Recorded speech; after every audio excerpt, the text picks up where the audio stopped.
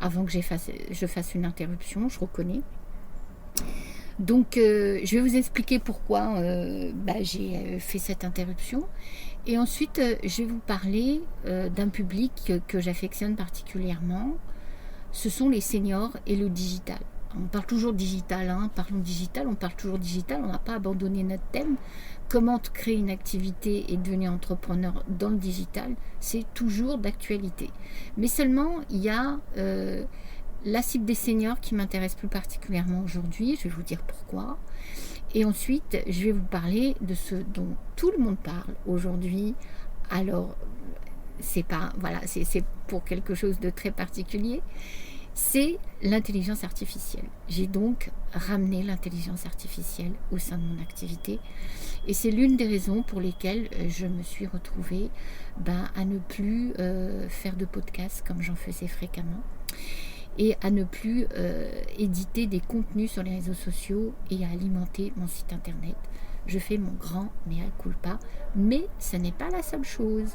Il y a aussi autre chose, c'est que depuis quelques mois, je me suis installée au Portugal.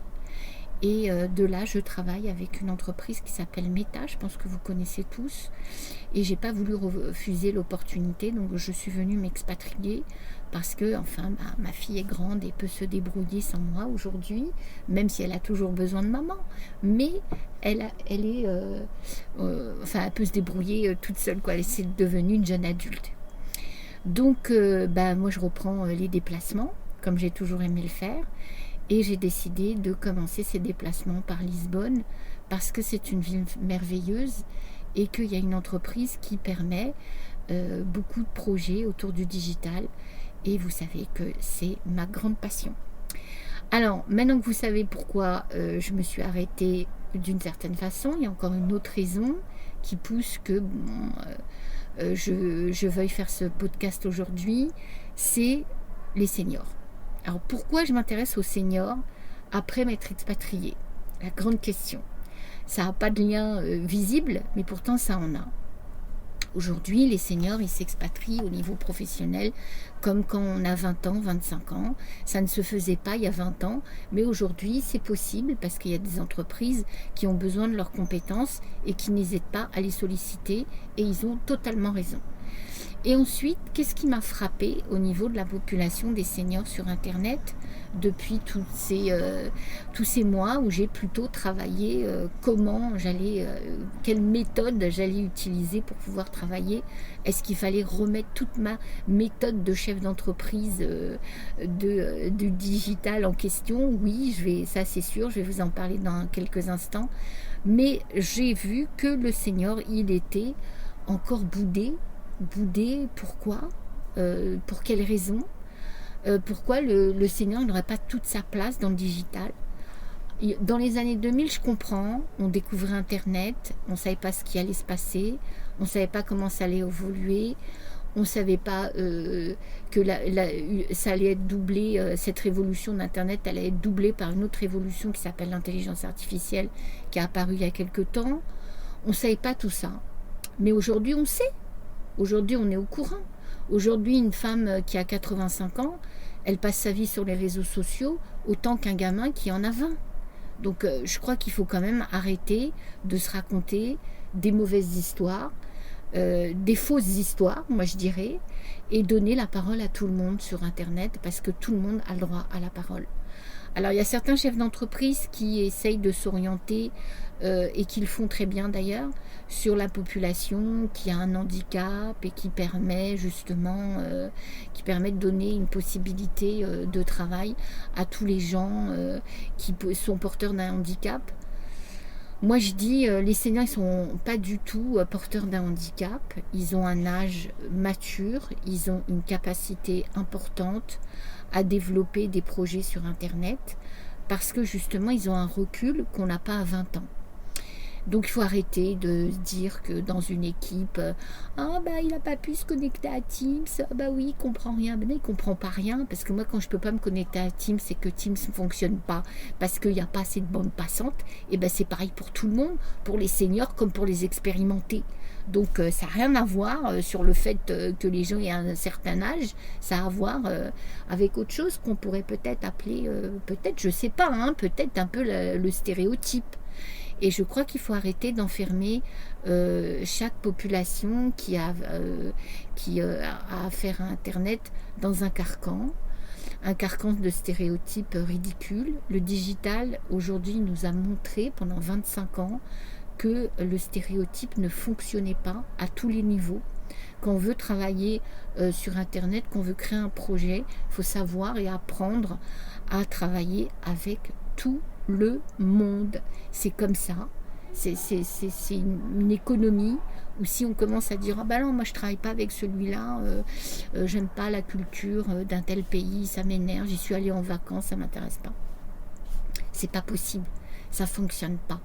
C'est absolument impossible de travailler de cette façon. Aujourd'hui, on crée un projet et quand on le crée pour une communauté et cette communauté, elle peut être partout.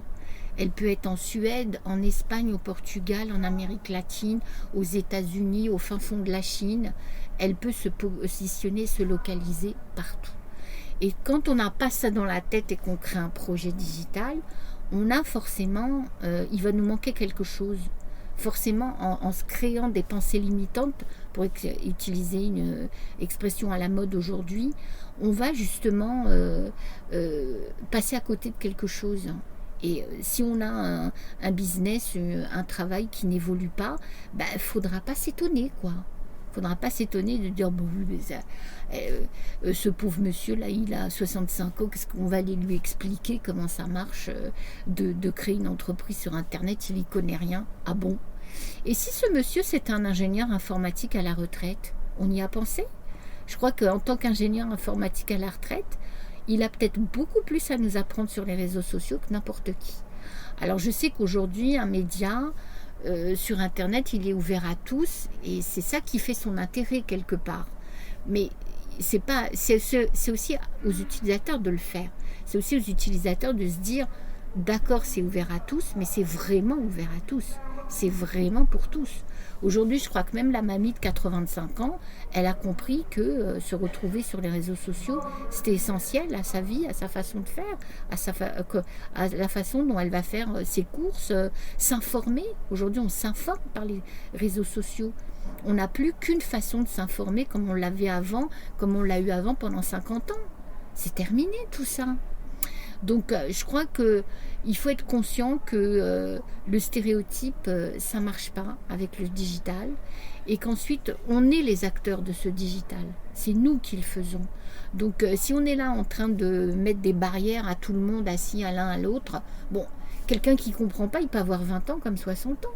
Il y a des gens qui débarquent dans le digital, ils n'y connaissent rien du tout, ils ont 20 ans, ils ne savent pas utiliser une interface, ils ne savent pas utiliser un CRM. Et ils ne savent pas travailler à distance. Il faut qu'ils apprennent. Et c'est la même chose, exactement la même chose pour quelqu'un qui a 60 ans. Donc c'est complètement ridicule de dire les gens ils ne peuvent pas comprendre ce qu'ils ont 60 ans.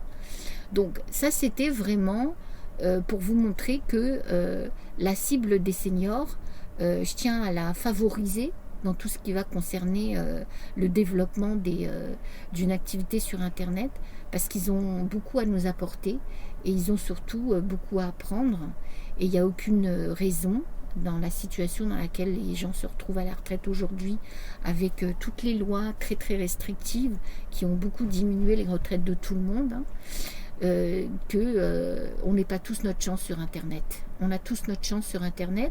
On cherche tous à récupérer une façon de travailler sur Internet dans des situations extrêmement variées. Il n'y a aucune raison pour que les seniors n'aient pas la possibilité de faire quelque chose. Même un tout petit projet qui va leur rapporter 500 € par mois, c'est déjà énorme. Et on n'a pas à se dire « Oh ben de toute façon, à 60 ans, qu'est-ce qu'on peut faire ?» Eh bien, on va voir, on verra vraiment. Alors, après avoir parlé de la raison pour laquelle j'étais silencieuse pendant quelques mois, Oui, pendant plus de 6 mois, hein, mine de rien. Ça fait beaucoup. Je suis vraiment désolée, mais c'est pas du tout un abandon de ma part. Parlons digital, c'est mon média et ma création de contenu préférée parce que c'est vraiment là où je m'exprime et où j'espère donner une part d'expression à toute ma communauté quand elle aura beaucoup évolué et qu'elle se sera beaucoup développée. Donc je vous invite vraiment à laisser un commentaire et me dire ce que vous pensez justement de toutes ces réflexions sur le digital que je peux faire quand je ne vous fais pas quelques cours avec quelques slides pour vous donner des astuces et échanger de la valeur avec vous. Donc, après avoir donc expliqué pourquoi j'étais silencieuse avec mon expatriation, pourquoi maintenant j'allais favoriser les seniors dans mon projet, dans ma façon de m'exprimer auprès de vous, il y a une chose qui est encore arrivée et qui, à mon avis, mérite vraiment qu'on s'arrête dessus. D'ailleurs, je vais faire beaucoup plus de podcasts là-dessus. C'est l'intelligence artificielle, hein, vous le savez tous. Alors c'est vrai que ces mois de silence, bon, je ne vous cache pas que j'ai ralenti ma production de contenu, mais j'ai jamais arrêté. Pourquoi? Parce que je me suis formée à l'intelligence artificielle et j'ai développé des compétences à l'intelligence artificielle, notamment au niveau du prompting. Et c'est vrai qu'aujourd'hui, je m'oriente vers l'automatisation. Alors, faire du prompting, c'est constamment en pratiquer, constamment en faire, constamment en développer. Vous savez que je suis copywriter, donc en étant copywriter, c'est quelque chose qui est toujours remis en question, sa façon de parler, de communiquer tous les jours. À chaque fois qu'on écrit un article, qu'on fait un mail, que n'importe quoi, on trouve un slogan, on trouve un titre. On remet en question sa façon de parler, de discuter, parce qu'on s'adresse toujours à des gens différents pour des raisons différentes. Donc, le prompting, c'est une façon de rédiger qui est propre à l'intelligence artificielle. Il faut savoir le faire. Il faut arrêter de s'imaginer que c'est une science par soi-même, hein. C'est pas une science, c'est juste une compétence supplémentaire. Mais comme tout dans l'intelligence artificielle, si vous vous y êtes déjà mis, vous avez dû vous en rendre compte un tout petit peu. Il faut pratiquer. Il faut pratiquer pour être sûr justement d'acquérir la compétence et de voir ce que ça donne. Il faut pratiquer, tester et analyser les résultats qu'on obtient. Donc, c'est le travail qu'on fait quand on fait du digital, hein, c'est toujours la même façon de travailler, c'est le rythme de travail qu'on a tout le temps, mais c'est encore plus vrai avec l'intelligence artificielle. Alors, ce que j'aimerais dire en relié aux seniors, c'est que aujourd'hui, c'est vrai que la compétence en elle-même, avec un grand C, pour le professionnel, en grande majorité, moi je parle du digital, hein, je ne parle pas des autres professions, on ne peut pas s'y connaître dans tout, mais quand on pense digital, on pense forcément en compétences. Hein. L'un ne va pas sans l'autre. Le portefeuille compétences, il est relié complètement à la capacité du digital à créer son projet. Mais quand on va penser aujourd'hui, on ne va pas aller se dire oui, quel diplôme vous avez, quelle académie vous a formé. L'intelligence artificielle a totalement remis en question cette capacité à dire qu'on est capable sous prétexte qu'on vient d'une certaine académie. Alors attention, moi je suis quelqu'un qui a plusieurs diplômes, c'est pas moi qui vais aller dire les diplômes ça sert à rien, c'est complètement faux. Ma fille, elle veut apprendre un métier manuel, je lui ai dit les diplômes c'est indispensable. Hein. Voilà, on va pas les bannir les diplômes parce que le savoir-faire il faut bien qu'il s'apprenne, qu'il s'enseigne. Et les premiers savoir-faire qu'on peut avoir, c'est avant toute chose, hein, c'est avant tout ce qu'on peut penser. Il faut apprendre à travailler. Il faut apprendre à dire, voilà, est-ce que je suis capable de travailler, de faire quelque chose d'un bout à l'autre d'un projet. Hein. Je vois ma fille, elle apprend à faire de la couture parce qu'elle veut devenir fashion designer. Elle apprend à monter des projets. Donc, en montant des projets, elle apprend à faire toutes les étapes qui vont lui permettre de créer un vêtement. C'est comme ça. C'est pareil partout. Donc, il ne faut pas laisser tomber la capacité à obtenir des diplômes. C'est quand même indispensable.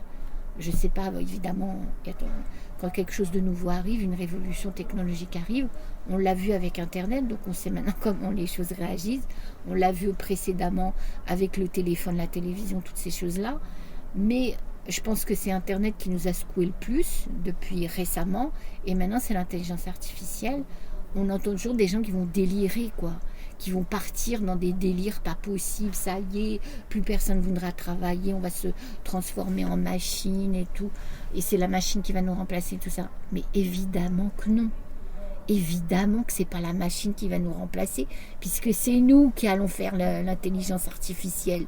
Donc un peu de, voilà, on se calme, voilà, et on essaye de savoir comment, avec l'intelligence artificielle, on va pouvoir travailler. Mais je pense que d'après le peu que j'en connais et le peu que j'ai pratiqué depuis ces quelques mois, l'intelligence artificielle, c'est vraiment une énorme remise en question sur comment on va apprendre à travailler. Parce que maintenant, on va forcément inclure la machine. Forcément, la machine, elle va avoir son mot à dire. Et déjà, avoir cette réflexion de dire, mais si je pose la question à ChatGPT, qu'est-ce que ChatGPT va me dire? Qu'est-ce que ChatGPT va pouvoir me donner comme idée nouvelle? Et c'est ça qui est nouveau. C'est ça la révolution, elle est posée à ce niveau-là. Moi, quand je fais mon calendrier éditorial, maintenant que ça fait plusieurs mois maintenant que j'ai fait des calendriers éditoriaux pour moi et d'autres, par rapport à ChatGPT, qu'est-ce que je vais apporter à ChatGPT pour que le calendrier éditorial il soit au plus proche de ce qu'attend ma cible. Donc évidemment, c'est quelque chose d'extrêmement important. En plus, il y a un gain de temps qui se positionne énorme. Un calendrier éditorial que je mettais 3 jours, voire une semaine à faire, je vais le faire en 1 heure aujourd'hui. Donc, est-ce que vous voyez la différence entre faire un calendrier éditorial en 1 heure et faire un calendrier éditorial en 1 semaine? Est-ce que vous voyez comment aujourd'hui je conçois ma façon de travailler? Ce n'est plus du tout la même. Donc, ce que j'aimerais aussi, c'est vous dire que, comme je suis très passionnée par le digital et l'intelligence artificielle, on va parler de tout ça pendant des heures et des heures. Donc, j'aimerais aussi vous dire que je vais faire d'autres podcasts sur le sujet, vous l'avez compris. Et il y a toujours mon site qui s'appelle éditionsoleil.fr. Pourquoi Édition Soleil? On me pose souvent la question. Édition Soleil parce que c'est une proposition de Google. Vous voyez, déjà à cette époque, j'étais influencée par les machines. Donc, c'est une proposition de Google en ce qui concerne, et j'ai trouvé ça génial parce que c'est vraiment, ça représente vraiment ce que je voulais transmettre, c'est-à-dire trouver une édition pour chaque question qu'on va pouvoir se poser sur Internet et pour chaque fois qu'on va avoir la possibilité de trouver des solutions sur Internet. Donc, laissez-moi un petit commentaire sur tout ce que je vous raconte, sur tout ce que je vous ai dit, sur mon expatriation, c'était entre nous. Si vous voulez que je vous donne la façon dont vous pouvez venir vous expatrier, il n'y a aucun problème. Vous m'envoyez votre adresse email et je peux vous donner les informations, il n'y a pas de souci. Mais c'est surtout au sujet des seniors et au sujet de l'intelligence artificielle. Donc voilà, je vous ai donné mes directives pour les mois qui vont venir. Comment ce podcast va servir à s'exprimer sur tout ce qui est digital. Aujourd'hui, on travaille autrement, donc je ne pouvais plus continuer à travailler comme je l'ai fait pendant des mois, mais je vais vous proposer une façon de travailler avec ChatGPT ou d'autres intelligences artificielles, parce qu'il faut savoir sélectionner ces intelligences artificielles, et à mon avis, c'est un très très gros travail qui dépend d'une réflexion qu'il ne faut pas faire seul. Et ensuite, on va parler d'automatisation dans l'avenir. Voilà, on va automatiser nos tâches pour pouvoir être de plus en plus productifs. Donc, si vous voulez, demain, un créateur digital qui va dire j'ai pas le temps, il faut que j'écrive mes articles sur Facebook, on va plus le croire, quoi. Voilà. Donc, laissez-moi les commentaires sur ce que vous en pensez, tout ça. Si ça vous intéresse, donnez-moi des idées pour que je fasse des podcasts et que je fasse des recherches par rapport à ce qui pourrait vous intéresser. Et puis, je vous dis à très bientôt. Je vous aime à tous et je vous dis bon projet digital. Bon succès à tous.